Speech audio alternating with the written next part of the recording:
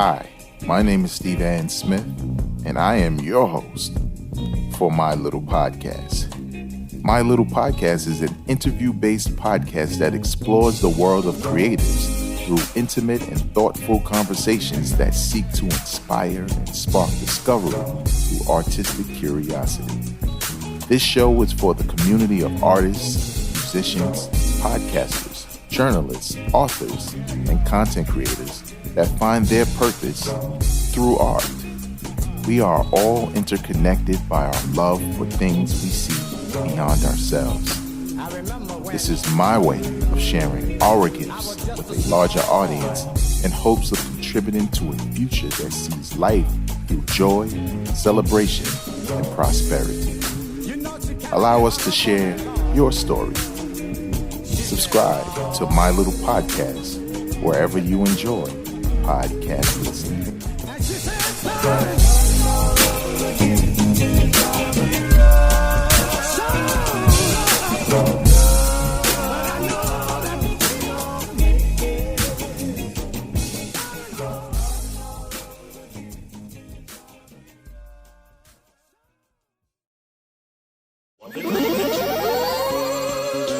Welcome to Hip Hop Now Podcast. If you're from the future, you know what to do. Get your ass out of here. Don't disrespect the legend. Hip hop is here to stay. Let's get right into the business. What up, y'all? I am your host, Vegas, and this is Hip Hop Now Podcast, a podcast specifically designed to keep you caught up on all things hip hop, music, and culture that happened throughout the week. Big shout out to the supporters over at patreon.com/hiphopnow. If you would like to support the content I produce, not only here on this podcast and stream that you're listening to, but also the videos you see on YouTube, visit patreon.com/hiphopnow and learn how. It's not expensive, but expensive is relative, I'm saying. Check it out. It's in the description of this episode. Also, big shout out to everybody that tuned in for my Wu-Tang and American Saga review, series finale review live stream on YouTube. We live stream on YouTube, Twitter, and Facebook, a simulcast, if you will. And a lot of people chimed in. You know, they had comments about the episode, about the series. Also, some people had questions, and we also asked each other the question. Wu-Tang is over. The series is over. Go check it out if you haven't watched it. But what would you, or who would you like to see another TV series, do a show about? And, we had some really good suggestions. I had some suggestions. Some people in our audience had some suggestions. So if you missed out, you can watch that video. The link is in the description of this episode. And if you are audio only type person and you subscribe to this podcast, you probably heard it already. I'm saying, I already uploaded it. So check it out. Feel free to comment on YouTube. I check all the comments, and occasionally I do respond. I'm just saying. Also, real quick, before we get right into the business, I know say right into the business, but before we get right into the business, I have another tier list coming up. I plugged it before, but it's happening pretty soon. It's a Method Man and Redman tier list. I've done a couple of these tier lists already. I've done Ghostface, I've done Eminem, Common, Snoop, Jay-Z, and Nas. And now I'm going to do Method Man and Redman. If you don't know what a tier list is, it's basically when you select some categories, right? Basically, let's just say from hot to whack, maybe 5 categories, but hot at the top, whack at the bottom, obviously. And I basically talk about and rate the albums in their catalog. My research is done. The albums I never heard, I listened to. The albums I hadn't heard in a while, I listened to. So we are ready to go. And with that will be a playlist of sorts that you can check out. After you went down that nostalgia trip with the albums, you can check out this best of Redman and Method Man. All of that's coming up soon. So when you check out the audio to the podcast or the video on my YouTube, Hip Hop Now Podcast, you'll be able not only to watch, but there'll also be a link to that playlist. Now, big shout out to hiphopdx.com, allhiphop.com, thesourcemagazine.com, djbooth.net, and a couple of places where I'm getting some of these stories from. Let's get right into the business. So Cassidy, if you don't know who that is, he's kind of whatever. Cassidy said, or basically he's taking credit for Lil Wayne improving as an MC. And he said, and I quote, "I shifted the culture." Now, Cassidy is like hip hop's version of what's the dude name? I was gonna say TD Jakes, but we're not talking about him. TK? Hold up.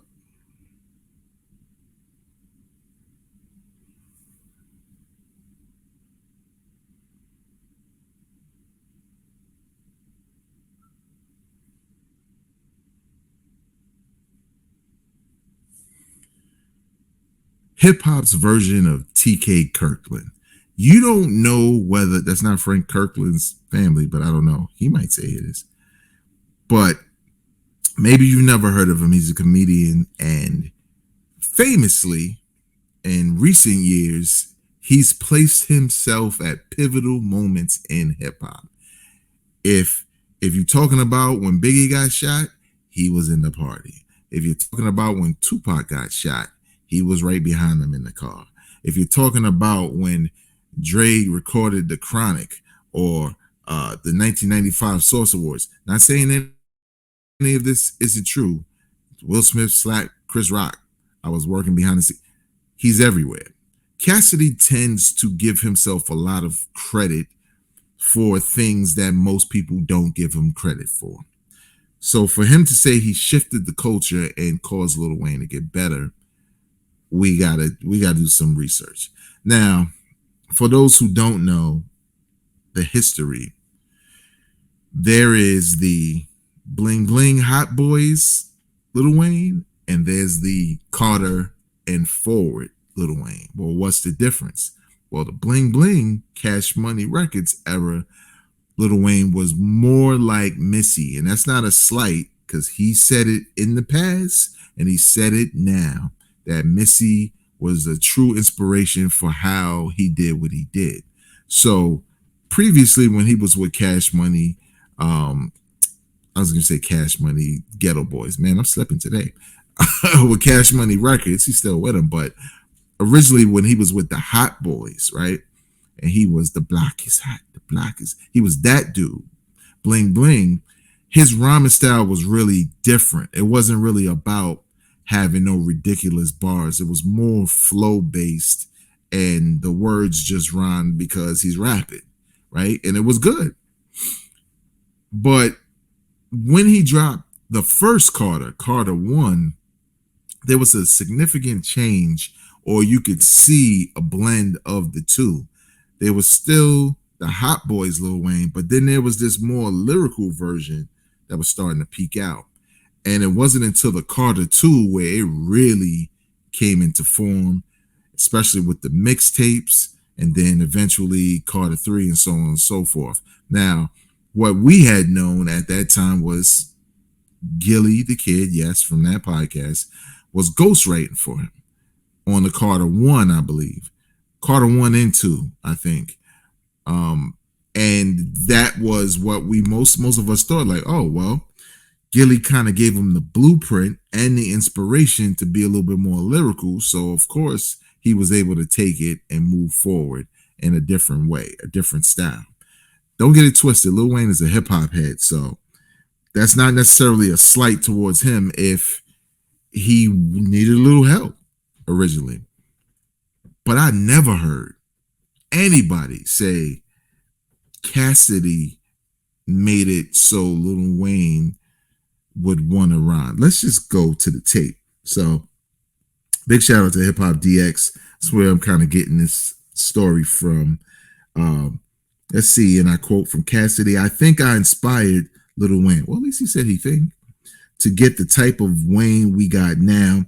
I used to love Wayne before I came out and before I got with him. He used to rap different. Before I came out, a lot of N-words used to rap different. I shifted the culture. I changed ish up when I came out with the style of punching and being competitive and battle rapping on beat. So I made it mandatory where you had to say something. Or once I came out with that style, a lot of N-words started to change, and so did Wayne. I'm going to tell y'all right now, that ain't true. That ain't true. Now, if Cassidy wants to not take credit, but slice off a little bit of credit for the battle rap scene as we know it today, yes. Because the rumors of him battling Freeway, like once they, cooking Freeway, and Cassidy was relatively unknown, I think that played a role in, the influences in battle rap. Not to say that he invented battle rap. People battling on the streets, that is nothing new. But it just was this legendary story at a time where Freeway was hot. So he kind of became a legend for that. Once he came out, he's nice, but there were people who were dope before Cassidy.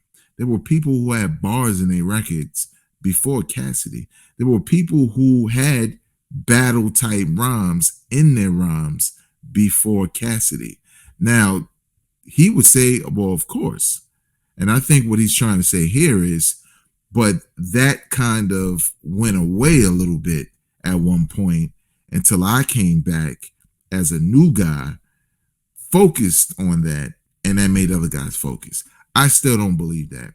I don't feel like Lil Wayne sounds like a battle rapper. Sure, you could take some of his rhymes and say, put them in a battle and it would be battle raps. But I think Lil Wayne took inspiration from people who have bars, and it could include Cassidy as well. I'm not saying it doesn't. And what he used to rhyme like with the Missy joint. He just combined that, together basically to create the style you hear to this day. Cassidy trying to quasi, take credit for the way Wayne is today. I just think that's corny because he just says stuff like that all the time. And honestly, I'd rather him just come out with something dope so we can give him his flowers, not only for what he has done in the past, but what he represented. Because this ain't it. This ain't it, man. Why you always lying? All right. Lloyd Banks almost signed with Good Music. I don't know how to feel about this. So he appeared on the Rap Radar podcast recently, and he spoke about, and I quote, "So at one point, it was supposed to be a G-Unit Good Music type of situation. I was on other records too. They never came out or whatever. The business didn't get done. But yeah, that probably was like 2010, 2011. Interesting. So apparently he's speaking of a deal or a joint deal. Let's see. The whole Kanye thing happened. It was shortly after the tweet that he wrote. Wait a minute. What's going on? Hold up. So this is also on Hip Hop DX. I'm just giving them mad love today. It was one of over a dozen songs Ye released as free part of Good Friday Freestyles, which began in 2010 in the bill, blah, blah, blah, blah. Speaking to MTV News, Lloyd Banks explained how a tweet from Kanye led to them linking up for Start It Up. So apparently at some point, Kanye was trying to sign Lloyd Banks. So really, I mean, these type of things happen all the time. So it's not that it's much to do about nothing, but it is interesting to think about. I think honestly, it would have benefited Lloyd Banks around that time. I think he had the Beamer Benz and Bentley joint, and it was hot. He had a couple of mixtapes. He was still kind of in the pocket on the scene, and then he kind of went dormant.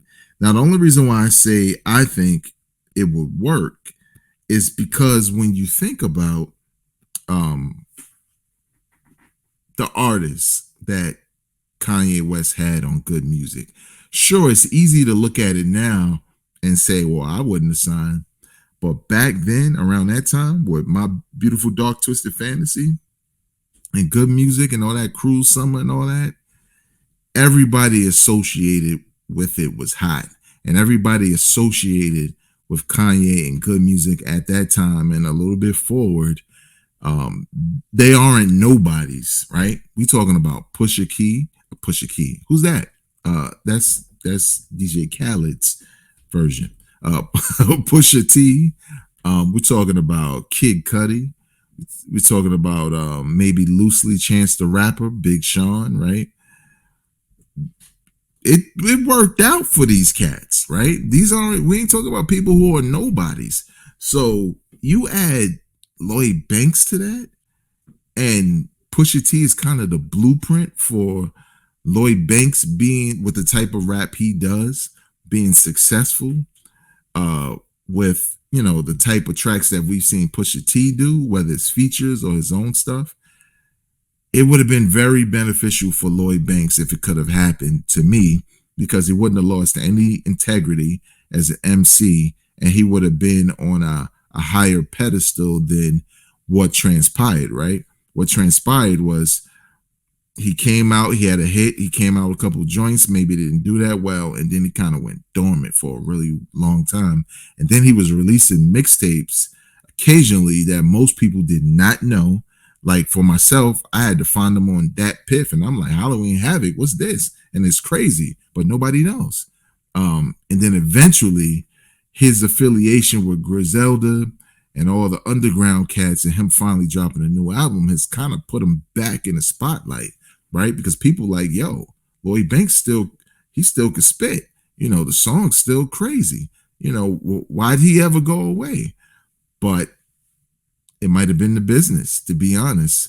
So, what do you think? Do you think Lloyd Banks at that time, 2010s, moving over to Good Music around a time where Kanye is super hot, all his artists are benefiting from just being a part of his production squad and everything, and making albums with Kanye and all that good stuff? This is before everything else happened. Do you think it would have been a good fit for Lloyd Banks?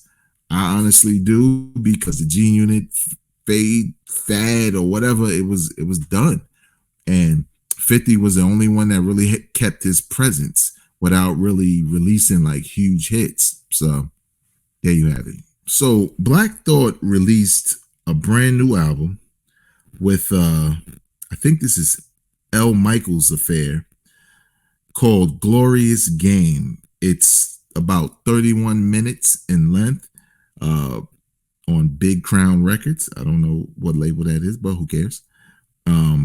It's 12 records or 12 tracks on here.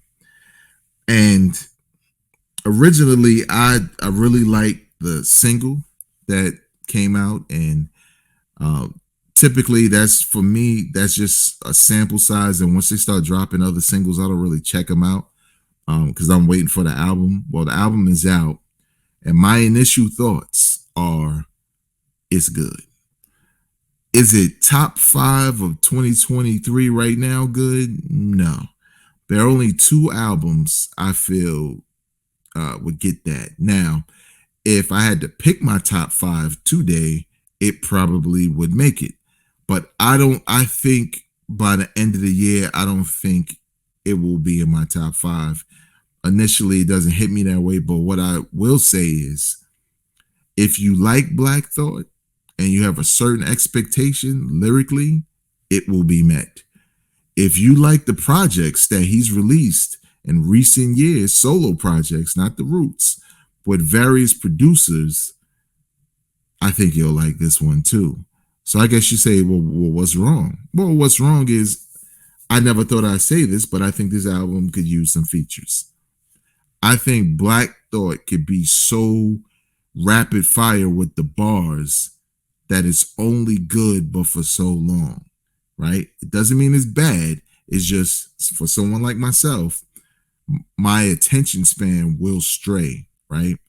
He has varied subject matter on here, but Black Thought is the type of MC that's so great at what he does, just on some rapping stuff, that he just doesn't make the best songs, right? And again, when I say songs, I'm not talking about any song. I'm just talking about change up your flow, you know, bring in elements that we don't expect. Be dynamic with what you do. Black Thought kind of has one plane. When he write that verse, it don't matter if he talking about a girlfriend, sucker MCs, a murder. If you were not paying attention to the lyrics, they all would sound the same. And it's just how he delivers the music. So I think he could benefit from an album where he tried to be a little versatile with his flow, and probably more importantly, have strategic features, right? Don't just do like most of these people and just load it up with a bunch of features to get a bunch of hype going. Have strategic features that work with Black Thought, because everybody can't rhyme with him, you know, like not everybody. You know, like if you have a feature, let's just say he does a song with Nas, right? Black Thought and Nas on a track. Sure, everybody just wants y'all to go in and just start spitting. But what if they told a story? What if Nas and Black Thought is going back and forth on the track? Adds some variety to the project. I'll say it again. It's not terrible. It's not whack. It's not bad. It's very good. It's just that initially, these are my impressions, but initially it just doesn't hit me in a way that makes me say, yo, this is hands down one of the best of the year. Because it is one of the best of the year. I could say that comfortably. I couldn't say that it's going to make it to my top 5 because I don't know if it's even better than his last project. I just know it's probably equal or the same or whatever. So we'll see how I feel after I give it a couple of more listens. But initially, again, if you're a Black Thought fan, I think you will be satisfied. If you like Black Thought's varied production, you get that on this album. If you feel like at times he could be a little redundant with how he spits, this will be no different to you. It just won't. So there you have it. That's going to do it for me for this week. You can follow me on Instagram, Twitter, and TikTok at Vegas World INC. And don't forget to stay tuned. My Redman and Method Man tier list reviewing the entire catalog of music is coming up really soon. So what you want to do is subscribe to this podcast on YouTube, subscribe to this podcast on your favorite podcasting app. That way you can stay locked into weekly hip-hop content. And more than subscribing and liking and leaving your comments, share it with people you know enjoy this kind of content. Until next time, y'all, I'm not a critic, I'm a fan. Peace.